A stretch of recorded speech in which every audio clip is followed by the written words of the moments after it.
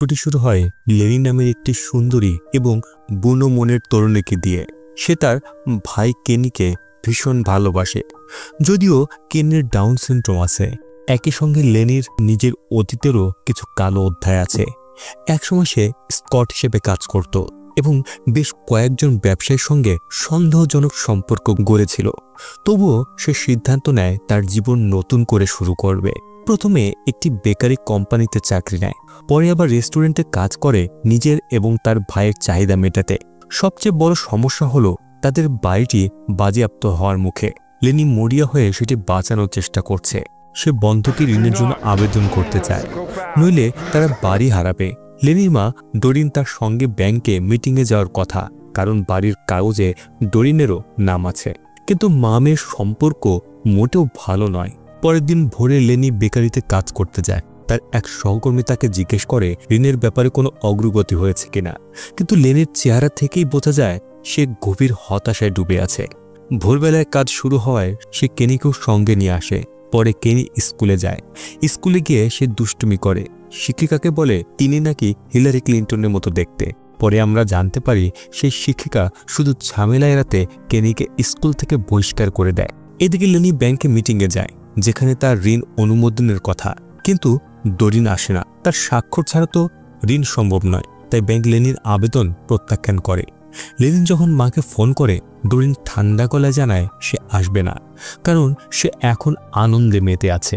বিধ্বস্ত Lenny meeting ছেড়ে বের হয়। জানা যায় তার হাতে মাত্র একদিন সময়।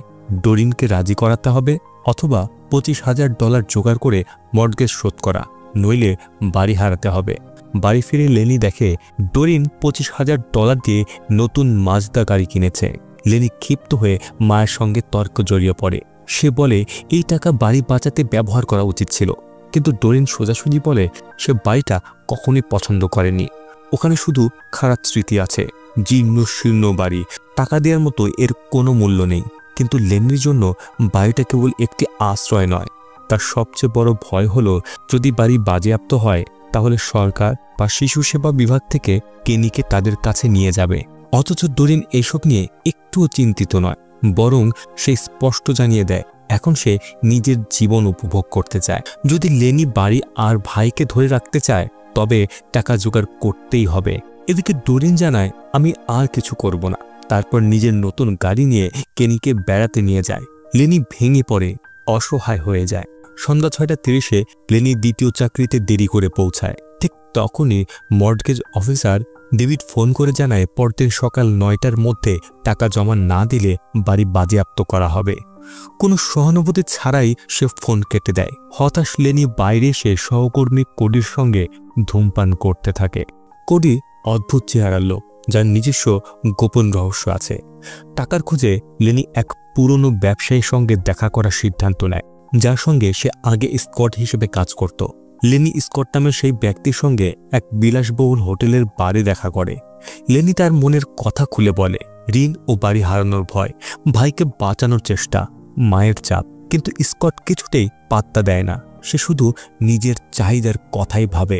লেনি অবশেষে সরাসরি টাকা চায়, $25,000 ঋণ হিসেবে, যা পরে শোধ করে দেবে। স্কট হো হো করে হেসে ওঠে। সে তাকে অপমান করে বলে, তুমি তো কেবল একজন স্কট, যাকে আমি টাকা দিয়ে সময় কাটাই। হ্যাঁ, তোমাকে পছন্দ করি, কিন্তু তোমার ব্যক্তিগত সমস্যায় আমার কোনো আগ্রহ নেই। এই কথাগুলো লেনির গায়ে চাবুকের মতো লাগে। অপমানিত হলেও সেই স্কটের সঙ্গে ঘুমায়। কাজ শেষে স্কট উদাসীনভাবে বলে তার পাওনা $500, তবে উদারতার খাতিরে $1,000 দেবে। অর্থাৎ লেনির হাতে এখন 24,000 ঘাটতি রয়েছে। স্কট চলে যাওয়ার পর লেনি লক্ষ্য করে তার পাশে রাখা দামি গাড়ির চাবি। মুহূর্তে সুযোগ বুঝে লেনি চাবি তুলে নিয়ে স্কটের গাড়ি চুরি করে পালায়। এরপর লেনি যায় তার পুরনো বন্ধু গ্লোরিয়ার কাছে, যে এখন এক ধনী ব্যবসায়ীর অ্যাপার্টমেন্টে থাকে।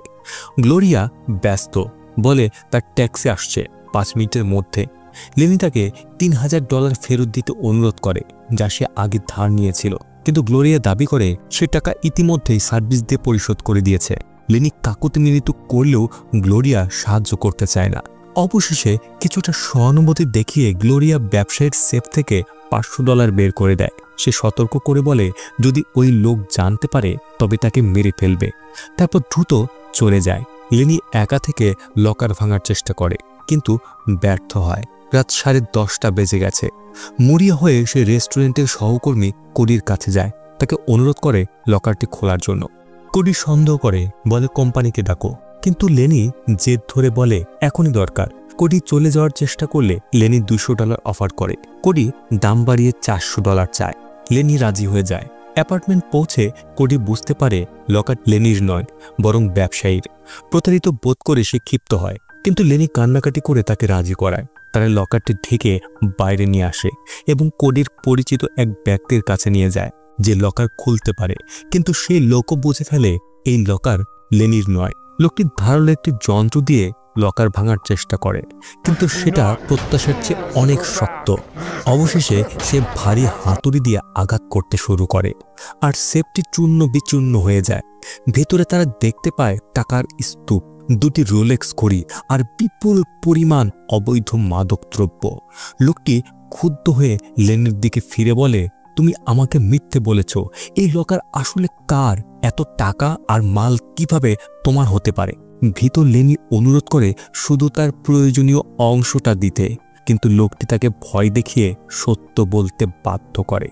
কোণঠাসা হয়ে লেনি স্বীকার করে লকারটা আসলে তার এক বান্ধবী, যে স্কট হিসাবে কাজ করে। এই স্বীকারোক্তি মুহূর্তে সহিংস সংঘর্ষ ডেকে আনে। লেনি, কোডি, লোকটি এবং তার সঙ্গীর মধ্যে নৃশংস লড়াই শুরু হয়। বিশৃঙ্খলার মাঝেই লেনি যতটা সম্ভব টাকা কেড়ে নিয়ে ব্যাগে ভরে পালিয়ে যায়। কোডি তার আগেই গাড়ির দিকে ছুটে যায় এবং উত্তেজনার মাঝেও তাকে পালাতে সাহায্য করে। অনেক দূর গিয়ে তারা থামে। ভয়ে কাঁপতে কাঁপতে লেনি কোডির সঙ্গে বসে টাকা গুনতে শুরু করে, কারণ কোডি তার অংশ চাচ্ছে। হিসেব করে দেখা যায় ভেতরে মাত্র $19,000 আছে। লেনির হাতে মোট দাঁড়ায় প্রায় $21,500। এখনো বাড়ি বাঁচাতে আরও টাকা দরকার। কোডি সন্দেহপ্রবণ হয়ে ওঠে আর বলে, তুমি একবার মিথ্যে বলেছ, আবারও আমাকে মিথ্যে গল্প শোনাচ্ছ। হঠাৎ লেনির মনে পড়ে যায় সে স্কটের মার্সিডিজ চুরি করেছে, আর তাই সে কোডিকে জিজ্ঞেস করে কাউকে চেনে কিনা যে গাড়িটা যেমন আছে তেমন অবস্থায় $4,000 দিয়ে কিনে নেবে। অবাক করে দিয়ে কোডি বলে সে নিজেই কিনবে, কিন্তু লেনি তাকে বিশ্বাস করতে নারাজ। প্রথমে নগদ টাকা দেখতে চায়, কিন্তু তখনই তার ফোন বেজে ওঠে। ওপাশে তার মা জানাচ্ছে তাকে তাড়াতাড়ি গিয়ে কেনিকে নিয়ে আসতে হবে। অনেকক্ষণ অপেক্ষা করার পরে লেনি গিয়ে কেনিকে তোলে। এরপর 3 জন, লেনি, কেনি আর কোডি, একসঙ্গে গাড়িতে ওঠে এবং কোডির কন্ট্যাক্টের কাছে যায়। গাড়িতে বসে লেনি জেদ ধরে প্রথমে নগদ না দেখলে সে কোডিকে ভেতরে ঢুকতে দেবে না। কোডি চাবি চাইলে লেনি পাল্টা বলে আগে টাকা দেখাও। কোডি ব্যঙ্গ করে হাসে, একটা চোরাই গাড়ির জন্য তুমি 4,000 চাচ্ছ? আমি যে $800 পাই সেটা এখনো দেওনি। জানো কি, 4,000 নয়, আমি অর্ধেক টাকা চাই। না, আসলে সবটাই চাই, আর যে টাকা এনেছি সব নকল। তাদের ঝগড়া তীব্র আকার নেয়। ভয়ে জমে যায় কেনি। শেষে কোডি ব্যাগ টেনে নিয়ে পালিয়ে যায়। লেনি গাড়িতে বিধ্বস্ত হয়ে বসে থাকে, কিন্তু হাল ছাড়ে না। ক্রোধে উন্মত্ত হয়ে গাড়ি স্টার্ট দিয়ে সোজা কোডির দিকে ধেয়ে যায় এবং তাকে ধাক্কা মারে। গাড়ি থেকে নেমে কিছু টাকা ফিরিয়ে নেয়। মার্সিডিজের চাবি কোডির দিকে ছুড়ে দেয় আর কেনিকে নিয়ে চলে যায়। কেনি আতঙ্কে তাকে তিরস্কার করে আর বলে, তুমি কি করছো? লেনি বোঝানোর চেষ্টা করে কোডি যেভাবে হোক তাদের ঠকাতো। তবুও ভয়ে কাঁপতে কাঁপতে কেনি স্বীকার করে সে তার বাবাকে মিস করে, আবার তাকে দেখতে চায়। লেনি দ্রুত বিষয় পাল্টে তাকে বোঝায় যদি তারা বাড়ি ফিরে পেতে চায় তাহলে কেনিকে তাকে সাহায্য করতে হবে। অসহায় হয়ে লেনি খুঁজে বের করে টমিকে, যে একসময় তার দালাল ছিল। সে মাদক ভর্তি প্যাকেটটা দিয়ে অনুরোধ করে বিক্রি করে দিতে। টমি সন্দেহ করে জিজ্ঞেস করে, এত বড় মাল তুমি কোথা থেকে পেলে? এটা আমাদের দুজনকেই ডুবিয়ে দিতে পারে। লেনি ক্ষেপে উঠে বলে সে বছরের পর বছর বিনা পারিশ্রমিকে তার জন্য কাজ করেছে, আর এখন টমিকে তার ঋণ শোধ করতে হবে। টমি প্যাকেট ওজন করে প্রায় ½ কিলো, অনেক বড় চালান। সে বলে এর দাম প্রায় $6,000। লেনির প্রয়োজন মেটানোর জন্য যথেষ্ট, কিন্তু কিছুক্ষণ পর এসে জানায় তার ক্রেতা সর্বোচ্চ $3,000 দেবে। লেনি জেদ ধরে ঠিকানা চায়, কেননা সে নিজে দর কষাকষি করবে। অনিচ্ছায় টমি ঠিকানা দেয়। লেনি রওনা হওয়ার আগে তাকে কড়া চোখে বলে, টমি, তুমি আমার সঙ্গে যা করেছিলে আমি কোনোদিন ভুলব না। ঘড়িতে তখন রাত 3:41। লেনি গাড়ি চালিয়ে অন্ধকার পথে যায়। অতীতের দুঃস্বপ্নগুলো ফ্ল্যাশব্যাকের মতো চোখের সামনে ভেসে ওঠে। অবশেষে পৌঁছায় গন্তব্যে, যেখানে সর্বত্র যৌনকর্মীরা, তার পুরনো জীবনের নির্মম স্মৃতি। একজন সহকারী তাকে নিয়ে যায় ব্ল্যাক নামের ক্রেতার কাছে। সে হেসে বলে, কিভাবে টাকা নিতে যাচ্ছ, পেপাল নাকি অনলি ফ্যান্স? লেনি ঠান্ডা গলায় বলে, আমার নগদ চাই। ব্ল্যাক মুচকে হেসে বলে, $2000 যথেষ্ট? লেনি মাথা নাড়ে। টমের সঙ্গে 3000 ঠিক হয়েছে, আর যেহেতু তুমি কমাতে চাচ্ছ, আমি বাড়িয়ে 4000 চাই, না হলে চলে যাচ্ছে। ব্ল্যাক ব্যঙ্গ করে তাকে ঘিরে কথা বলতে থাকে আর অতীতের কথা তুলে উপহাস করে। শেষে টাকা মাটিতে ছুঁড়ে ফেলে। লেনি তাড়াহুড়ো করে সেটা কুড়িয়ে নেয়। বেরোতে গেলে ব্ল্যাক দরজা আটকে দেয়। ধাক্কাধাক্কি হয়। সে লেনির শরীরে হাত দেওয়ার চেষ্টা করে। এই মুহূর্তে লেনির মাথায় ভেঙে পড়ে অতীতের ভয়ঙ্কর স্মৃতি। সে ভেতর থেকে ভেঙে পড়তে থাকে। চারপাশের লোকেরা ঘিরে ধরে, তাকে আটকে রাখার চেষ্টা করে। লড়াই করতে করতে লেনি এক কাচের শোকেসের সাথে ধাক্কা খেয়ে পড়ে। কাচ ভেঙে যায়। সবাই স্তব্ধ। সুযোগ বুঝে লেনি কেনিকে নিয়ে পালিয়ে যায় ঠান্ডা রাতের আধারে। বাড়ি ফেরার পথে ভেঙে পড়ে লেনি। শরীর, মন, আত্মা সব ক্লান্ত। হ্যাঁ, সে টাকাটা জোগাড় করেছে, কিন্তু কিসের বিনিময়ে? ভোরের আলোয় তারা অবশেষে বাড়ি পৌঁছায়। টাকা গুনতে গুনতে লেনি মায়ের কণ্ঠ শুনতে পায়। কান্না ভেজে গলায় সে বলে, মা প্লিজ, আমি সারা রাত লড়েছি $25,000 জোগাড় করার জন্য। আমাকে সাহায্য করো, ব্যাংকে আমার সঙ্গে চলো। ডরিন তার ক্ষতবিক্ষত শরীর থেকে কাঁচ টেনে বের করে দেয়। বহুদিন পর প্রথমবার মায়ের মতো আচরণ করে। নরম গলায় বলে, এই বাড়ি রাখতে চাও কেন? এটা তো শুধু খারাপ স্মৃতিতে ভরা। তাদের অতীতের ভয়ঙ্কর স্মৃতিগুলো সামনে আসে। পিতার নির্যাতন, ভয়াবহ রাতগুলো। তবুও লেনি বাড়ি আঁকড়ে ধরে। লেনি তার মাকে বলে, এই বাড়িতে আমার কেনির সঙ্গে ভালো স্মৃতিগুলো আছে। ওই আমার জীবনের একমাত্র ভালো জিনিস। ডরিন ভাঙা গলায় স্বীকার করে, কেনি তার সব কিছু। এ সময় লেনি তার মাকে বলে, সে যখন মাত্র 16 বছরের ছিল বোকামি করেছিল, কিন্তু এখন নতুনভাবে বাঁচতে চায়। ডরিন বিশ্বাস করে না আর ঠান্ডা গলায় বলে, তুমি এই টাকা সঠিক পথে জোগাড় করতে পারোনি। আমি জানি তুমি কি কি করেছ। যদি সত্যিকারের নতুন জীবন চাও, তবে অতীতের নোংরামি ছেড়ে দাও। এখন তুমি পায়খানার নিচের নর্দমার মতো। সবাইকে কেনে নিচে নামাও। কথাগুলো লেনির বুক চিরে দেয়। তবুও মা শেষবার উপদেশ দেয়, আবার শুরু করো, সত্যিকারের শুরু। লেনি আবার শোনে। সে কেনির কাছে যায়, ভাঙা অথচ দৃঢ় কণ্ঠে বলে, আমি কিছুদিনের জন্য যাচ্ছি। আমাকে নিজেকে খুঁজে বের করতে হবে। পরিষ্কার মানুষ হয়ে ফিরব।